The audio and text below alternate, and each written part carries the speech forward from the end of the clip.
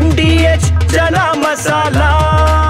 ಈಗ ಕಡಲೆ ಇರಲಿ, ಹಲಸಂದೆ ಬೀಜ, ಕಪ್ಪು ಕಡಲೆ ಅಥವಾ ಬಿಳಿ ಕಡಲೆ, ಎಲ್ಲವೂ ಸ್ವಾದಿಷ್ಟವಾಗುತ್ತೆ.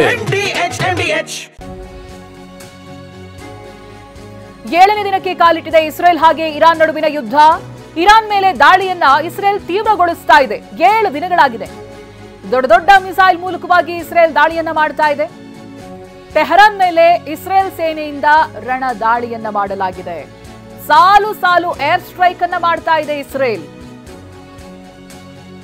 ಈಗಾಗಲೇ ನೂರಾರು ಜನ ಪ್ರಾಣ ಕಳ್ಕೊಂಡಿದ್ದಾರೆ, ಸಾವಿರಾರು ಜನ ಗಾಯಾಳುಗಳಿದ್ದಾರೆ, ಹಾಗೆ ಒಂದಷ್ಟು ಜನ ಮಿಸ್ಸಿಂಗ್ ಕೂಡ ಇದ್ದಾರೆ ಅನ್ನೋದು ವರದಿ ಆಗ್ತಾ ಇದೆ.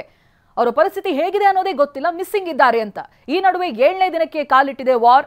ಇರಾನ್ ಹಾಗೆ ಇಸ್ರೇಲ್ ನಡುವೆ ದಾಳಿ ಪ್ರತಿದಾಳಿಗಳಾಗ್ತಾ ಇದೆ. ಇಸ್ರೇಲ್ ಆರಂಭದಲ್ಲಿ ಒಂದು ಸ್ವಲ್ಪ ಎಡವಿದ್ರೂ ಕೂಡ ಈಗ ಮಿಸೈಲ್ ದಾಳಿಗಳನ್ನ ತಡೆಯುವಲ್ಲಿ ಸಶಕ್ತವಾಗಿದೆ ಅನ್ನೋದು ನಾವು ಗಮನಿಸಬಹುದಾಗಿದೆ. ಅಲ್ಲಿರುವಂತಹ ಆರೋ 3 ಏರ್ ಡಿಫೆನ್ಸ್ ಸಿಸ್ಟಮ್ ಆಗಿರ್ಬೋದು, ಅಡ್ವಾನ್ಸ್ ಸಿಸ್ಟಮ್ಗಳು ದಾಳಿಯನ್ನ ತಡೆಯೋದ್ರಲ್ಲಿ ಸಫಲವಾಗ್ತಾ ಇದೆ ಇಸ್ರೇಲ್ನಲ್ಲಿ. ಬಟ್ ಇರಾನ್ನ ಪರಿಸ್ಥಿತಿ ಹೇಗಾಗ್ತಾ ಇದೆ ಅಂತ ಹೇಳಿದ್ರೆ ನಗರವೇ ಹೊತ್ತಿ ಉರಿತಾ ಇದೆ ಇಸ್ರೇಲ್ನ ದಾಳಿಗೆ. ಬಹುಮಹಡಿ ಕಟ್ಟಡಗಳು ನೆಲಸಮ ಆಗ್ತಾ ಇದೆ.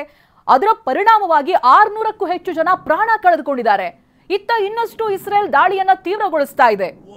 ಎಲ್ಲಾ ಕಡೆಗಳಲ್ಲೂ ಕೂಡ ಇಸ್ರೇಲ್ ಹಾಗೆ ಇರಾನ್ ನಡುವಿನ ಯುದ್ಧ, ರಷ್ಯಾ ಹಾಗೆ ಉಕ್ರೇನ್ನ ಯುದ್ಧ ಚರ್ಚೆಯಲ್ಲಿದೆ. ಅದು G7 ಇಂದ ಆರಂಭ ಆಗಿ ಸ್ಪೆಷಲ್ ಆಗಿ ನಡೆಸ್ತಾ ಇರುವಂತಹ ಮೀಟಿಂಗ್ಗಳಲ್ಲೂ ಕೂಡ ಇದೇ ವಿಚಾರ ಪ್ರಸ್ತಾಪ ಆಗ್ತಾ ಇದೆ. ಇರಾನ್ ಹಾಗೆ ಇಸ್ರೇಲ್ ಉದ್ವಿಗ್ನತೆ ನಡುವೆ ಇದೀಗ ಅಮೆರಿಕ ಎಂಟ್ರಿ. ಮಧ್ಯಪ್ರಾಚ್ಯದಲ್ಲಿ ಸೇನಾ ನಿಯೋಜನೆಯನ್ನ ಮಾಡ್ತಾ ಇದೆ ಅಮೆರಿಕ.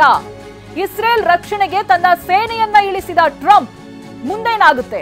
ಫೈಟರ್ ಜೆಟ್ಗಳು, ಟ್ಯಾಂಕರ್, ಯುದ್ಧ ನೌಕೆಗಳನ್ನ ನಿಯೋಜನೆ ಮಾಡಲಾಗಿದೆ. ಬಟ್ ಯಾವುದು ಕೂಡ ಅಧಿಕೃತವಾದಂತಹ ಮಾಹಿತಿ ಕೊಟ್ಟಿಲ್ಲ, ಅನೌನ್ಸ್ಮೆಂಟ್ಗಳಿಲ್ಲ, ಏನಿಲ್ಲ. ಟ್ರಂಪ್ ಮುಂದಿನ ನಡೆ ಏನು ಅನ್ನೋದೇ ಈಗಲೂ ಕೂಡ ಪ್ರಶ್ನೆಯಾಗಿನೇ ಕಾಡ್ತಾ ಇದೆ. ಇರಾನ್ ಹಾಗೆ ಇಸ್ರೇಲ್ ಉದ್ವಿಗ್ನತೆ ಜಾಸ್ತಿ ಆಗ್ತಾ ಇದ್ದ ಹಾಗೆ ಇತ್ತ ಟ್ರಂಪ್ ಕೂಡ ಎಂಟ್ರಿಯನ್ನ ಕೊಡ್ತಾರಾ ಅಂತ. ಏನಾಗುತ್ತೆ ಮುಂದೆ ಅನ್ನೋದು ಪ್ರಶ್ನೆ. ಮಧ್ಯಪ್ರಾಚ್ಯದಲ್ಲಿ ಅಮೆರಿಕದ 40,000 ಸೈನಿಕರು ಸಜ್ಜಾಗಿದ್ದಾರೆ. ಸೌದಿ ಅರೇಬಿಯಾದ 12 F-16 ಫೈಟರ್ ಜೆಟ್ಗಳು ರವಾನೆಯಾಗಿದೆ. 12 ಫೈಟರ್ ಜೆಟ್ಗಳು F-16. ಸೌದಿ ಅರೇಬಿಯಾದಲ್ಲಿ ಅಮೆರಿಕದ ಫೈಟರ್ ಜೆಟ್ಗಳು ಗಸ್ತು ತಿರುಗ್ತಾ ಇದೆ. ಲಿಯೋನೋ ಗಾರ್ಸಿಯಾದಲ್ಲಿ B-52 ಬಾಂಬ್ಗಳು ಕೂಡ ಸಜ್ಜಾಗಿದೆ.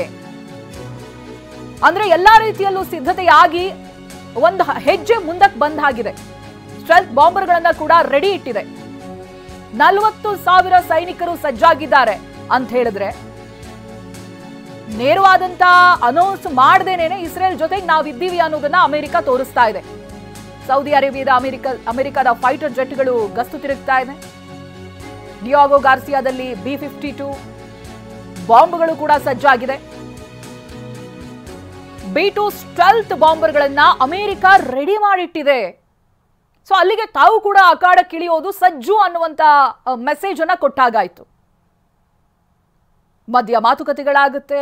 ಕದನ ವಿರಾಮಕ್ಕೆ ಸಂಬಂಧಪಟ್ಟ ಹಾಗೆ ಇರಾನ್ ತನ್ನ ನಿಲುವನ್ನ ಬದಲಿಸಿಕೊಂಡು ತಾನು ಒಂದು ವೇಳೆ ಈ ಸೀಸ್ ಫೈರ್ ಮಾತುಕತೆಗಳಾದ್ರೆ ತಾನು ರೆಡಿ ಅನ್ನುವಂತ ಉತ್ತರವನ್ನ ಕೊಟ್ಟಿತ್ತು.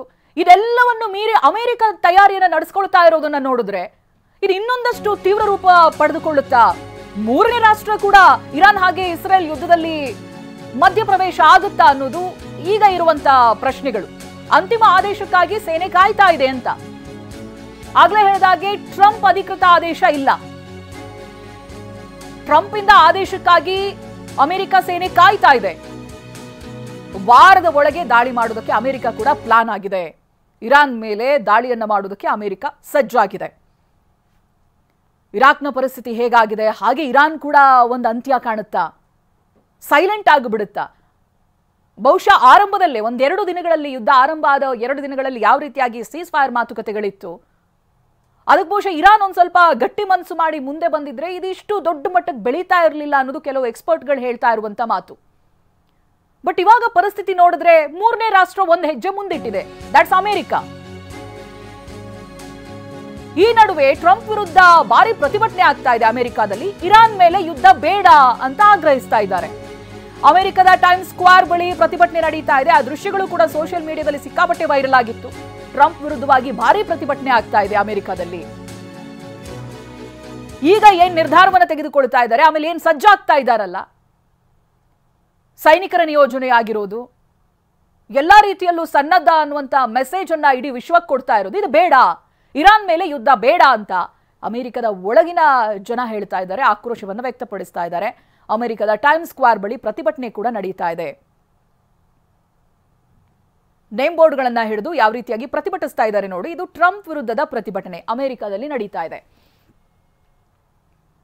ವಾಹ್, ಯಾಕೆ ಈಗ ಬಂತ ಸ್ವಾದ? ಖಂಡಿತ ಈಗ ಬಂತು ಅಸಲಿ ಸ್ವಾದ. MDH chunky chaat masala life ಅಲ್ಲಿ ಅಸಲಿ ಸ್ವಾದ ತರುತ್ತೆ. ಅಸಲಿ ಮಸಾಲ, ಎಸ್ ಎಸ್ MDH.